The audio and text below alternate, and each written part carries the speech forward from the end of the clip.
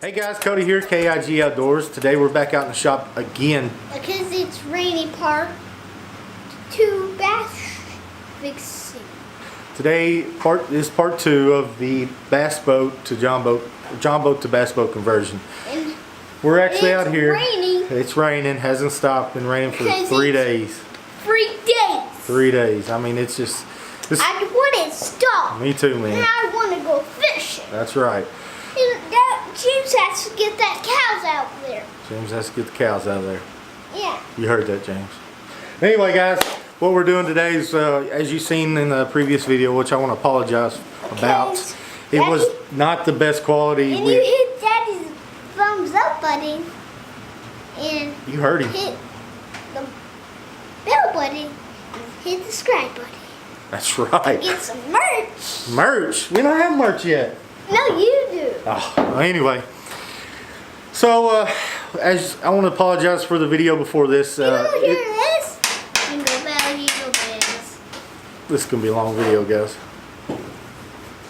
So, guys, like I was saying, I want to apologize for the video quality on that last video. The camera's set on manual focus, and as you can see, we've got that problem fixed now. But I wanted really badly to go back and reshoot that video, but I couldn't. There's some things that you do that you just can't go back and re-record. I could have re-bracket every seat out of this boat, and I couldn't go back and re-record it. So I'm sorry about that, guys, but we're going to move forward.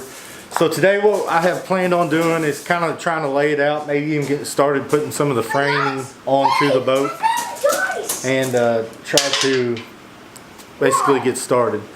So that's where we're at. Let's get started, guys. Alright, guys, the first thing I want to do is talk about these totes. These totes are, you pick them up at Lowe's, Office Depot, Walmart, wherever you want to go to get them. You can find them pretty dang on cheap. I think they're like $8 to come with a lid. So what I want to do is actually physically put one of these into here on the ribs to see how far down I can actually get into these totes. Now these totes are roughly 12.5 inches. And, you know, obviously they'll clear, but like I've said in the past, V-holes, they taper up as they go. And one thing that I want to do is basically come in and make a mark on the side of the hole of the very bottom least that I can actually put one of these, and then measure down from the top. We're going to call this top. So about 4.5 inches I have to play with there. So I'm going to do some thinking, trying to figure out where I want to run everything. I think I'm probably just going to come down probably 3 inches, leave an inch gap for underneath. We can space that up or put a piece of square tubing under it, build it up a little bit. That way water can get underneath of it and it won't mold, dry out, and all that good stuff. So I think I'm going to make me a mark, measure down 3 inches here, and then do some calculations and all that good stuff and figure out where I want to put the actual mark up on the front, and then we'll start drilling holes and trying to mount some of this angle. So I've got some 1-inch angled tubing, or 1-inch angle. Like I said, I'm just going to butt it up right here, and I'm going to start putting relief cuts in as we go down. I think my first relief cut's going to be here, here, and then we'll start getting probably every 2-inch, 1.5 inch, somewhere down there. Daddy! And we'll go ahead and make those and get started. Daddy!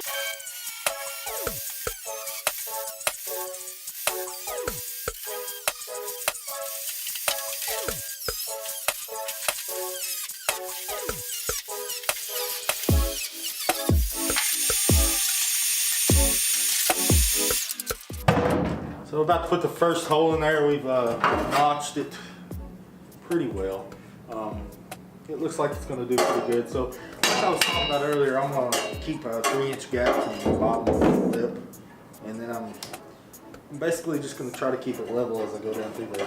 So I've made a mark at 3 inches.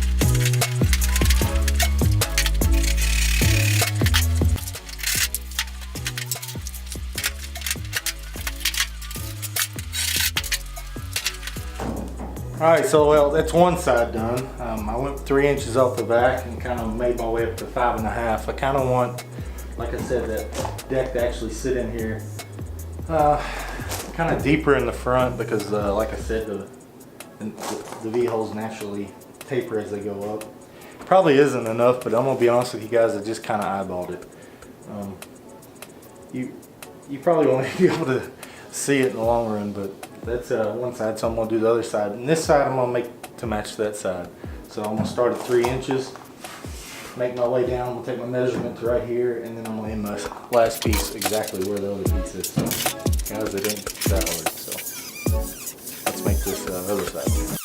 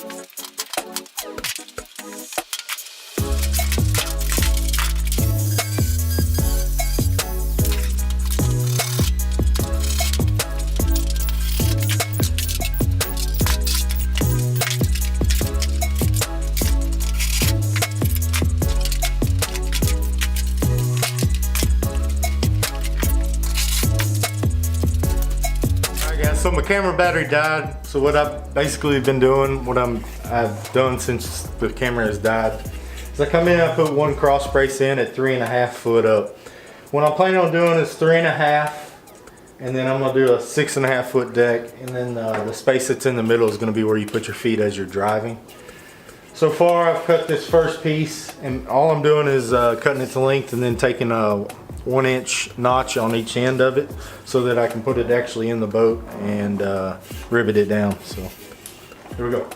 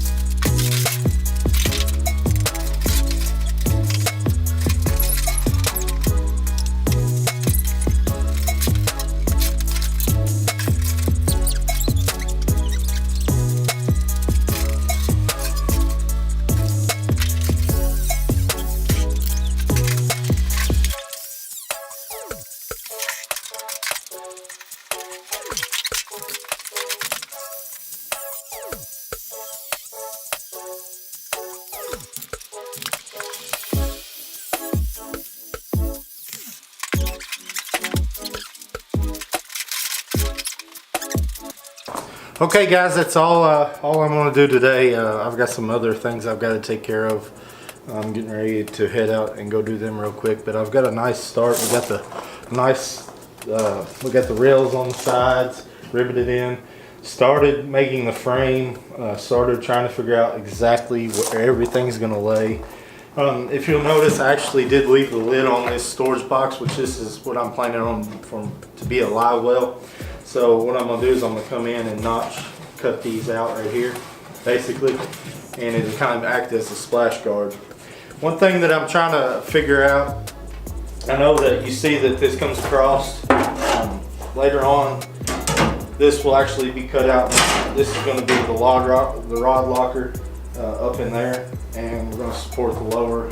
I don't know what I'm going to do over there. I might do the same kind of deal over there as I am right here, but one thing I'm trying to figure out is if I've got to run another support system underneath. I know a lot of on Michael Lopez's videos, he takes channeling down to the ribs and rivets it to the actual boat so that you have support.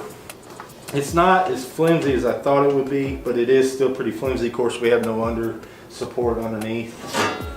I am going to come in and probably make another box back here, another one here, and leave this to where you can put a gas tank in the back. Like I said, live well. This is probably going to be a pump compartment for the live well, rod locker. This is going to be where you sit. Of course, we have another storage container, all your basic fishing needs and everything. I've got 3 more of those little boxes I think I'm going to put. We're going to come off 20 inches off the front, and this is going to be solid aluminum to mount a trolling motor. So basically you have this much deck. We're going to put a recessed pedal in. We still got lots to do, guys, a long ways to go from now, but I'm going to call it a night and try to do a little bit of brainstorming. My main problem right now is just where I haven't done it before. Like, this is all new to me. I'm trying to figure out how you should do this, what process you should do next, what maybe you shouldn't do this yet, because one thing I did realize is when I go to put this top brace in for the rod locker, I've actually got to cut this off and take the rivet out and rivet all 3 of these together with a cross brace down, and that'll make my rod locker up through there, so it'll probably go from there to there. I figured that's plenty of room, enough room to get your poles in and out. Of course, I'm going to do an individual rod spot for each rod. Guys, it's not going to hold, it might hold 4 rods, maybe 5. I'm not trying to hold all my rods in here. This is just a pond hopper boat. You know, it's kind of like extra rods. Put them in there while you're traveling, get them out and lay them up on the deck. But I am happy with the front deck because that's where you're going to be spending 90% of your time. I like the size. I like the room that I ended up here with. Of course, while you're driving, you're going to be sitting on a live well lid motor. And I'm probably going to V-cut this out just so that this lid is independent of the rest. I don't know, maybe I won't. I don't know exactly how I'm going to do it. Guys, that's all I've got. I've exhausted all 3 batteries, so I'm out of battery anyway, so we're going to call it a night. I hope you like what you've seen so far. If y'all got any ideas or any comments or want to leave any suggestions, drop them down below. Remember, hit that like button, hit that subscribe button, and guys, we'll catch you on the next one. Peace.